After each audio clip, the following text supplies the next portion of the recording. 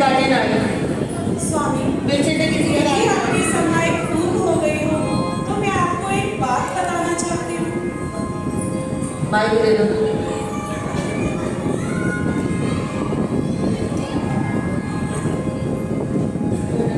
कहो दुर्गे, क्या बात है? स्वामी, आज रात्रि के शांत वातावरण में मैंने एक अनोखा स्वप्न देखा है। कैसा स्वप्न? मैंने देखा कि एक विशाल महासागर को अपनी भुजाओं के बल पर पार कर रही हूँ। दुर्गा, ये सागर का स्वप्न तो अत्यंत शुभ है। कल ही हम स्वप्न पाठकों को बुलाएंगे।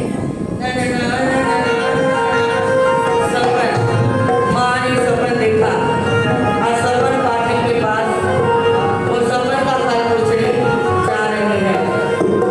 माँ ने दुर्गा ने सपन देखा गुरु जी महाराज के जन्म से पहले सपन का फल पूछने जा रहे हैं पंडित जी के पास। पंडित जी आ रही है, पंडित जी आ रहे हैं। माँ दुर्गा पिता से जानकर बच्ची के जन्म से पहले फल पूछ रहे हैं। वे पंडित जी इस सपन का क्या फल होगा? अब आप देखिए दृश्य कैसे पंडित जी के पास जा रहे हैं माँ दुर्गा और पिता से जानते।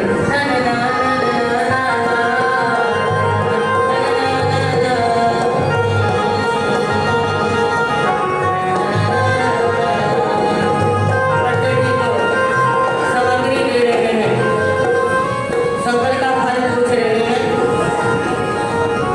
सागर का जय स्वप्न इस बात को प्रकट करता है कि जय महिला एक दिन एक दिव्या बालक को जन्म बातें मत करो, देगी, फिर आपके जो बारे में पूछे इस रहे। संसार सागर को बातें मत पार करो। करेगा और इस वंश की गरिमा को चार चांद लगाएगा।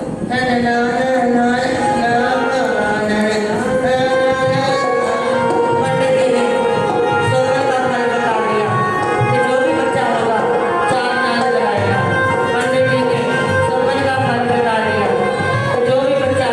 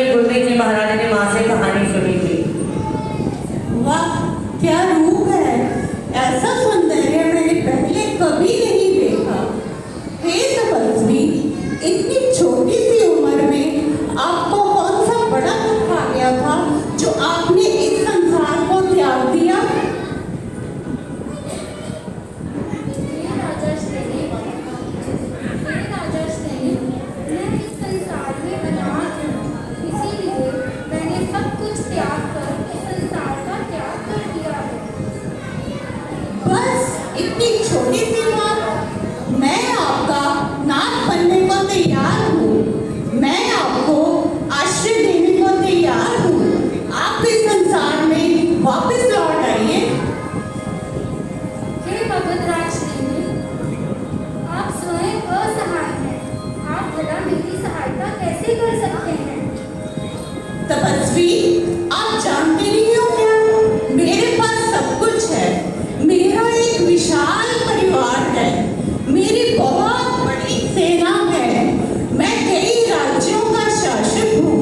हर कोई मेरी आज्ञा का पालन करता है।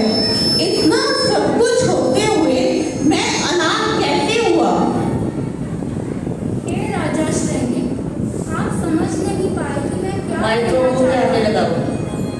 हे राजा श्रेणी, आप समझ नहीं पाए कि मैं क्या कहना चाहता हूँ। मैं अभी आपकी शंका का समाधान करता हूँ। माँ, आगे क्या हुआ? बेटा, अनाथी मुनि ने अपनी आत्म कथा सुनाई। हे राजा श्रेणी, मैं एक विशाल नगरी में रहता था। मेरे पिताजी बहुत ही धनवान व्यक्ति थे। मेरे माता पिता और भाई बहन मुझसे बहुत प्यार करते थे। एक दिन मेरी आंखों में भयंकर जलन हुई और मेरे पूरे शरीर में भयंकर जलन होने लगी। मैंने बहुत सी दवाइयाँ ली, बहुत से वैद्यों और हकीमों को दिखाया, लेकिन कोई राहत ना पड़ी। मैं इस समय बहुत ही दुखी की स्थिति में था। मेरे पास हर कोई और हर कोई था, लेकिन कोई भी मेरे इस दुख को दूर करने में असहाय था। तभी मैंने निर्णय लिया कि अगर मेरे ये सारे रोग दूर हो जाएं, तो मैं मुनि बन जाऊंगा। बस रात बीत गई और रात के साथ ही मेरा सारा दुख चला गया और मैं अपनी इस प्रतिज्ञा को पूर्ण करने के लिए मुनि बन गया। अब आप ही बताओ चाचा, क्या आपकी ये विशाल सेना, ये हाथी घोड़े, ये सेना, ये विशाल नदी आपका दुख बांध सकते हैं? नहीं तपस्वी, मुझे क्षमा करें। मैं नाथ और अनाथ के रहस्य को समझ नहीं पाया। आपकी कृपा से मैं इस रहस्य को समझ पा रहा हूँ। ना ना ना ना ना ना ना ना। बच्ची 7 साल की हो गई। बचपन में माँ से कहानी सुनी अनाथी मुनि की। अनाथी मुनि ने प्रतिज्ञा की, मैं संयम लूंगा, मेरा रोग ठीक हो जाएगा। बच्ची 7 साल की उम्र में प्रतिज्ञा करती है। माँ ने मुझे अनाथी मुनि की कहानी सुनाई थी।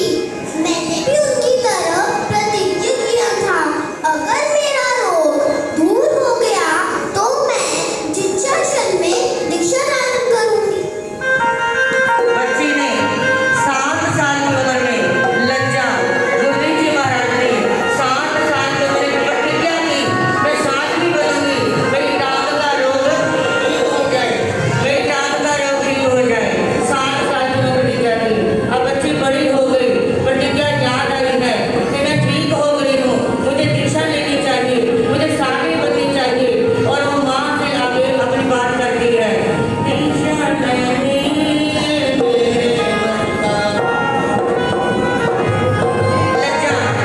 लज्जा 17 साल की माँ से आज्ञा मांगती है। लज्जा 17 साल की है, माँ से आज्ञा मांग रही है। माँ, मैं धर्म के प्रताप से पूरी तरह स्वस्थ हो गई हूँ। मैंने अनाथी मुनि की तरह संकल्प लिया था, यदि मैं इस रोग से मुक्त होगी तो मैं दीक्षासन में दीक्षा धारण करूंगी। दीक्षा हेतु तुम्हारे पिताजी की सहमति अनिवार्य है। यदि उनकी सहमति न मिली, मेरी नींद भी गई, तो तुम्हारा संकल्प पूरा नहीं होगा। 17 साल के बच्चे ने माँ के आगे बात की है। 17 साल के लज्जा ने माँ दुर्गा से अपनी मन की बात कही। माँ, मैंने बचपन में प्रतिज्ञा की थी, मैं अनाथी मुनि की तरह साध्वी बन जाऊंगी, मेरा रोग ठीक हो गया है, धर्म में पटा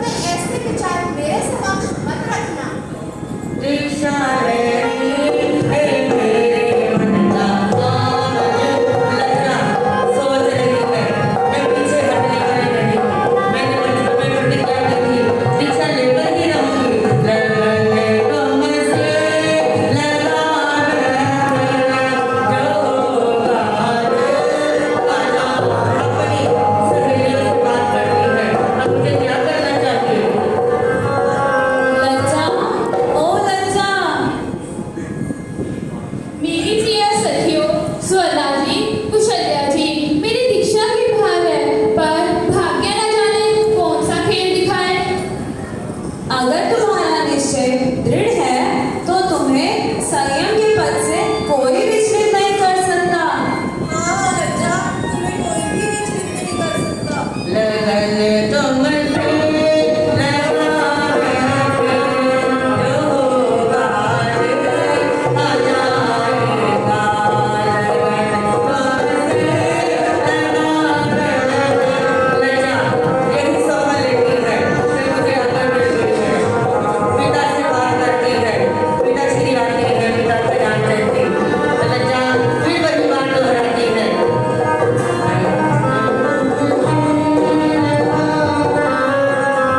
पिताजी पिताजी पिताजी, मैंने भी तो सपन देखा। मैंने देखा एक सफेद हाथी को मैं दोनों भुजाओं से खींचकर ला रही हूँ। बेटी, मैं जानता हूँ तुम क्या कहना चाहती हो, पर मैं किसी भी स्थिति में तुम्हें दीक्षा की आज्ञा नहीं दे सकता। तुम्हारे इन विचारों से मेरा मन कदापि सहमत नहीं है, पर हाँ, अगर तुम वैवाहिक जीवन को स्वीकार नहीं करना चाहती तो प्रचारिका के रूप में जिन शासन की ध्वजा को फहराती रहना। पर पिताजी, आपने तो कहा था जब मेरे भाई की शादी हो जाएगी तो आप मुझे दीक्षा की आज्ञा दोगे। लज्जा, अगर तुम अपने विचारों पर इसी तरह स्थित रही तो मैं तुम्हारे नाम के सम्मान ही करवा दूंगा।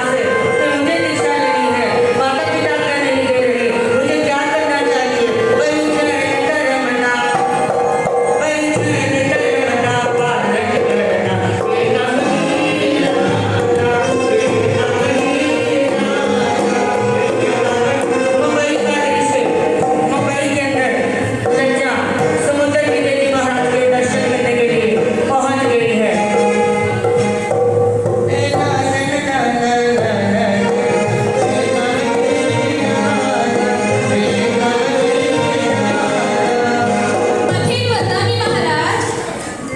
बेटी, तुम कौन हो, कहाँ से आई हो? महाराज, मैं लाहौर निवासी लाला पन्ना लाल जी की पोती और लाला खजानचंद की पुत्री लज्जा हूँ। अच्छा, तो राजा पन्नालाल पन्नादास परिवार को तो मैं अच्छी तरह जानता हूँ, पर बेटी तुम लाहौर से मुंबई तो कैसे चली आई? महाराज, मेरी दीक्षा के भाव है, पर माता पिता मुझे दीक्षा की आज्ञा नहीं दे रहे, इसलिए मुझे घर से भागना पड़ा। बेटी, तुम जहाँ से पालिताना जयंती चली चलो। जी महाराज, आप इन्हें पालिताना में चंपा बहन के आश्रम में छोड़ आइए। उन्हें कहिए कि इन्हें श्वेतांबर मूर्ति पूजक संघ के आचार्य समुद्र विजय जी ने भिजवाया है। जी महाराज।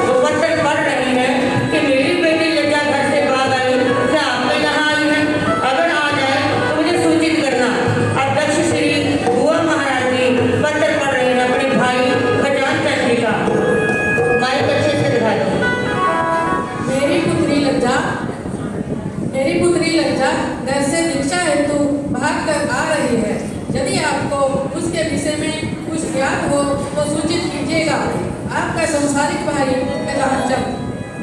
पर पत्थर आया है और बुआ ने पढ़ा है कि लज्जा भी बहुत गई है।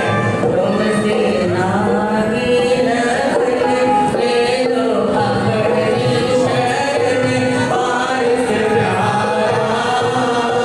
मेलों में डोली संकट हमारा। तुमसे नागी लगन ले लो अपनी शरण पार से। बड़ी हो गई है, दक्ष श्री जी के पास पहुंची। दक्ष जी ने देखा मधे वंदा मीर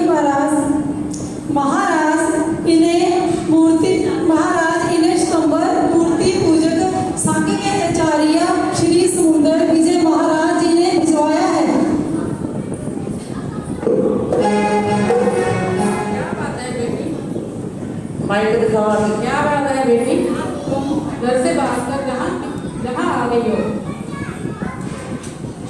बुआ महाराज जी, मेरा मन संयम पथ पर चलने को करता है। त्याग, तैराकी, स्वाध्याय, इन सब में मुझे आनंद प्राप्त होता है। मुझे परवर्ती श्री राजमती जी महाराज के चरणों में रहना है और उनके ही चरणों में शिक्षित और दीक्षित होना है। तुमसे नागी तुम डरे मत हो। अपनी शरण पार से प्यारा। पिता खजानचंद जी, उन्हें पता चला कि लज्जा वो अपनी बुआ के पास पहुंच गई है। लज्जा अपनी बुआ साली के पास पहुंच गई। पिता खजानचंद को पता चला, तुरंत दौड़े आए, अपनी बेटी को लेकर आ गए। तुमसे नागी लगन ले लो अपनी शरण पार से। बेटी, तुम्हारा घर से भागकर पालीताना में आना मेरे लिए कितना दुखपूर्ण घटना है। घर चलो बेटी, अगर तुम वैवाहिक जीवन को स्वीकार नहीं करना चाहती तो जैसे तुम्हारे विचार होंगे मैं वैसा करने के लिए तैयार हूँ। तुमसे नागी जलंधर का दृश्य परवर्तनी श्री राजमती जी महाराज के चरणों में पिता खजानचंद बेटी लज्जा को दीक्षा के लिए छोड़ने जा रहे हैं। अपनी बेटी के दृढ़ संकल्प के आगे पिता श्री हार गए हैं।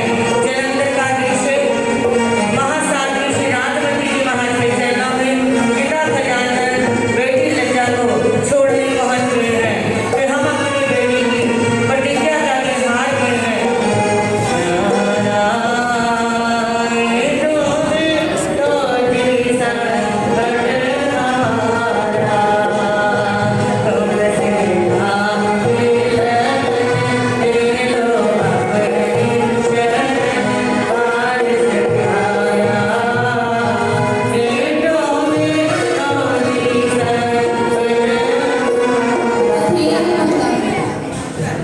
मानसा, मैं अपना पुत्री लज्जा को दीक्षा के लिए आपके श्री चरणों में समर्पित करने आया हूँ।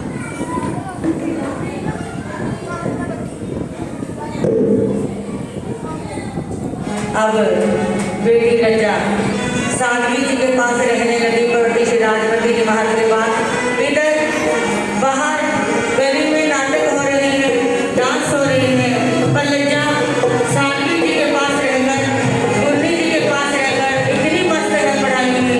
एक श्राविका देखकर हैरान हो जाती है कि लज्जा इतनी मस्त है स्वाध्याय के अंदर, उसका बिल्कुल भी ध्यान नहीं कि गली के अंदर डांस हो रही है, अपनी पढ़ाई में मस्त है। अपनी मुरली के पास इतनी मस्त है, दीक्षा इतनी लगे है,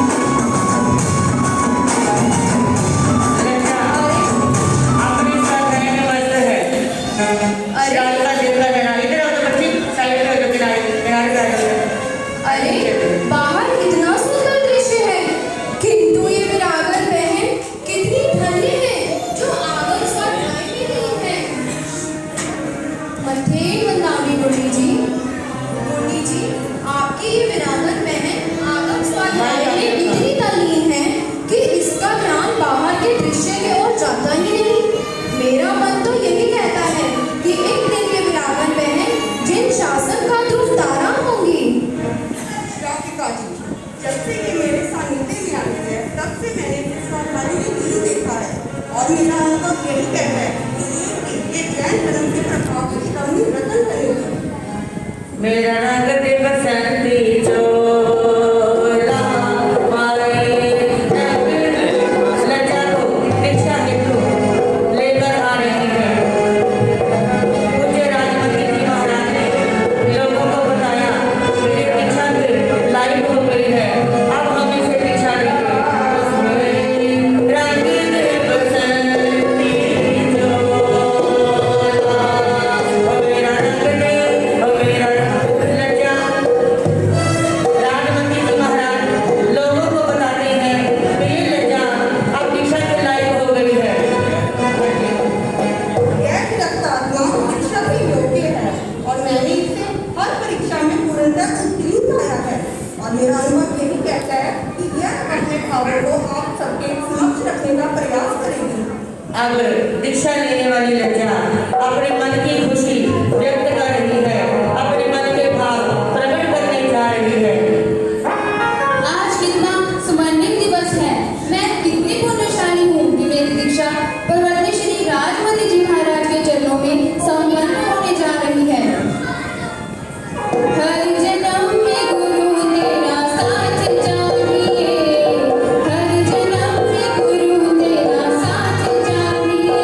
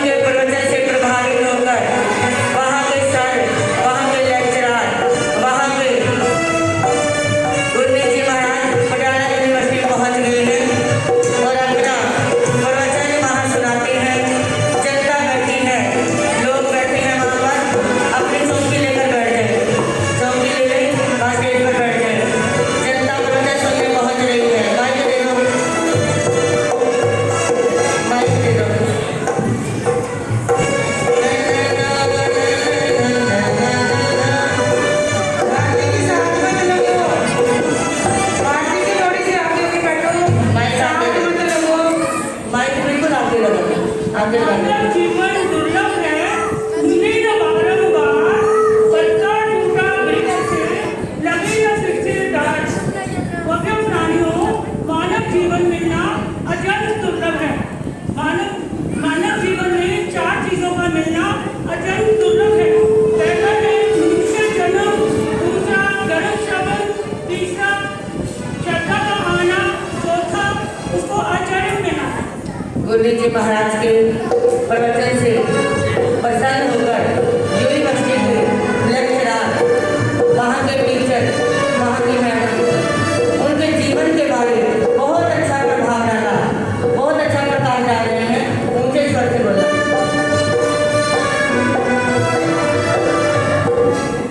भारत की भूमि एक ऐसी भूमि है जहाँ पर राम, कृष्ण, महावीर, बुद्ध व गुरु नानक आदि महापुरुष हुए हैं। उन्हीं महासंतों व साधुओं की श्रृंखला में मानवता के मीत, विश्व चेतना के दीप, महासाध्वी उपप्रवर्तनी श्री स्वर्णकांता जी महाराज का जन्म 26 जनवरी 1929 को लाहौर के प्रसिद्ध चौरी श्री धर्ममूर्ति से खजान चंद जी गदैया के घर में माँ दुर्गा देवी की कुक्षी से हुआ है। आपका जन्म होने से पहले माँ ने स्वप्न में विशाल समुद्र देखा। मन में यही सोचा, यह स्वप्न शुभ सूचना का संकेत है। बात तो बिल्कुल ठीक ही निकली। जिस दिन जन्म हुआ बच्ची का, उसी दिन पिताजी ने उस मुकदमे में जीत गए जिसकी उन्हें उम्मीद भी न थी। पिताजी बोल उठे, इस बच्ची ने मेरी लाज बचाई है, आज इसका नाम लज्जावती होगा। गुण संपन्न प्रखर बुद्धि के धनी कुमारी लज्जावती जी ने 18 साल की उम्र में जलंधर छावनी में प्रवर्तनी श्री राजमती जी महाराज के सानिध्य में 27 अक्टूबर सन 47 को जैन भगवती दीक्षा अंगीकार की। आप महाश्रमणी साध्वी श्री पांचवती जी महाराज की सुशिष्य बनी। आपने पंजाब, हरियाणा, यूपी, दिल्ली, हिमाचल, राजस्थान आदि में प्रचार व प्रसार किया। आपने अपना समस्त जीवन साहित्य संपादन व जैन धर्म के प्रति न्यौछावर कर दिया। सेवा और विनय तथा अनुशासन ये आपके विशेष गुण हैं। नवकार मंत्र की दृढ़ आस्था से आपने स्वयं को तो आलोकित किया ही, बल्कि औरों के कल्याण में भी सहायक बने हैं। आपकी वाणी में मधुरता है, चेहरे पर तप, त्याग झलकता है। आपकी दिनचर्या बड़े ही गजब की है, बोली में बड़ा ही दम है। आप में आशीर्वाद से भक्तों का कष्ट दूर करने की सहज शक्ति उपलब्ध है। आपने अपने जीवन काल में श्री प्रियावती जी महाराज, श्री जिनेश्वरी देवी जी महाराज की अपार सेवा की है। आपने देव गुरु और धर्म के प्रति निष्ठावान रहे हैं। आपकी अपार कृपा को ये निहाल करते हैं। आपके अनुशासन में बंधा ये विशाल शिष्य प्रशिष्य परिवार आज विश्व में श्रमणी संघ के लिए गौरव है।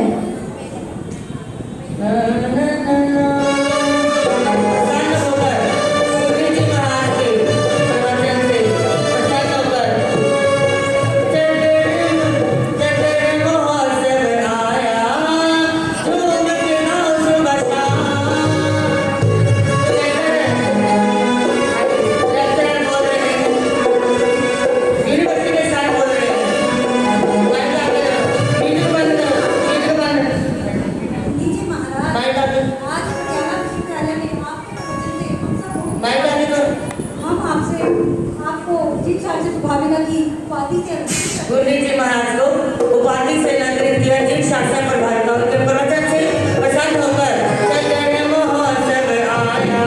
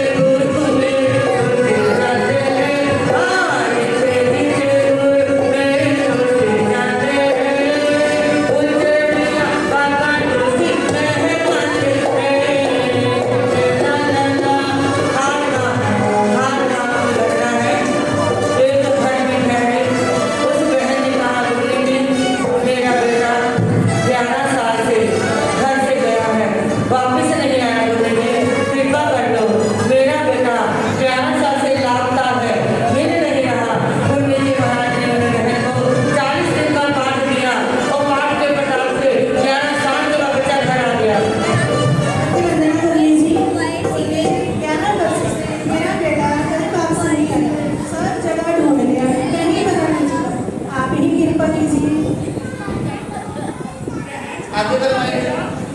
बहन, आपका बेटा आपके पास ही नहीं कहीं है। ये जो पाठ, ये 40 दिन पाठ करना, आपका बेटा अवश्य घर वापस आएगा। 40 दिन का पाठ ले लिया करने के लिए कि बहन तुम्हारा बच्चा यही आस पास है। 40 दिन पाठ करो, बच्चे के मन में हिम्मत आएगी। पाठ में पढ़ा के 11 साल का वो बच्चा वापस आ गया, बहुत खुश है, भागी आती है, प्रसन्न है। उन्हीं दिमाग कृपा हो गई आपके पाठ के प्रताप से।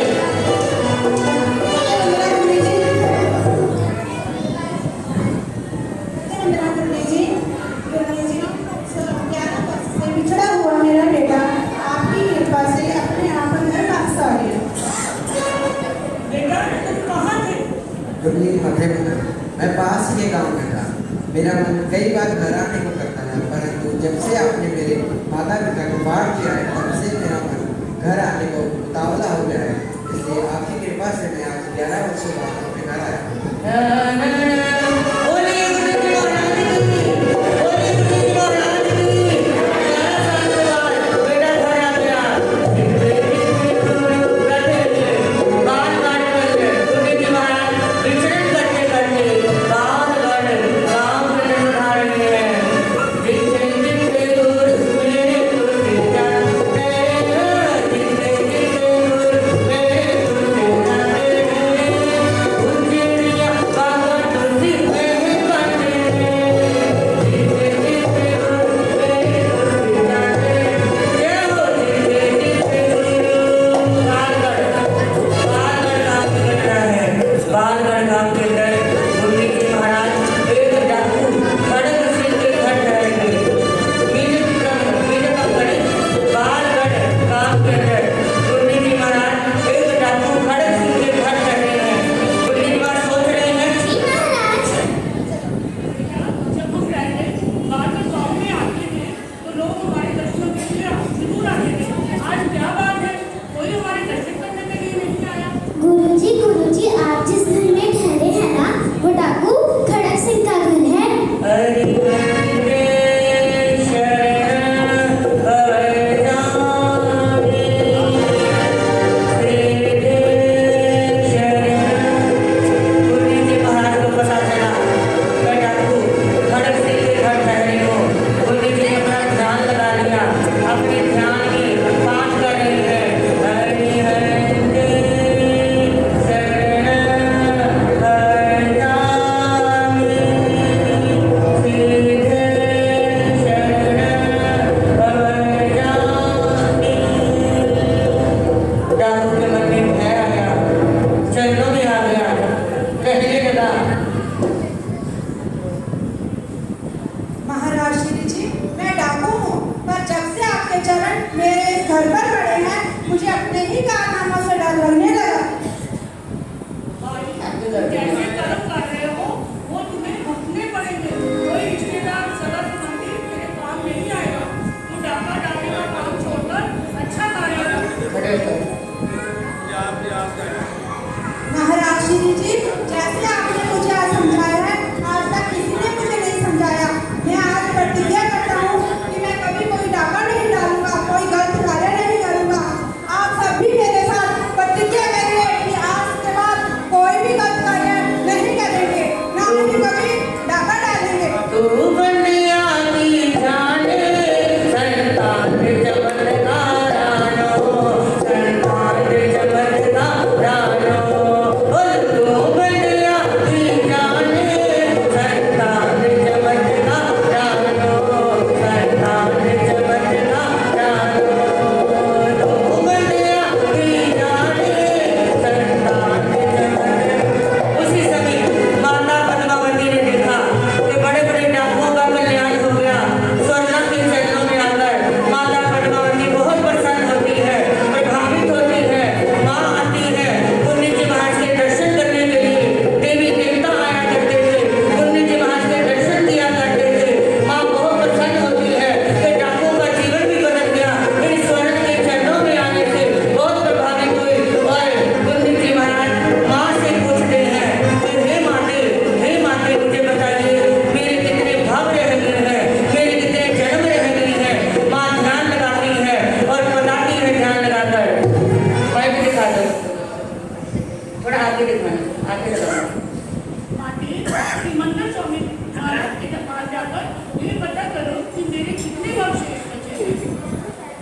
गुरु जी महाराज ने अपने भवों के बारे, जन्मों के बारे पूछा। माँ ध्यान लगाकर बता रही है कि सिमंदर स्वामी ने मुझे बताया है, मन से ही प्रश्न का उत्तर मिल गया है कि मुझे बताया। वो बता रही है, कैसे बता रही है?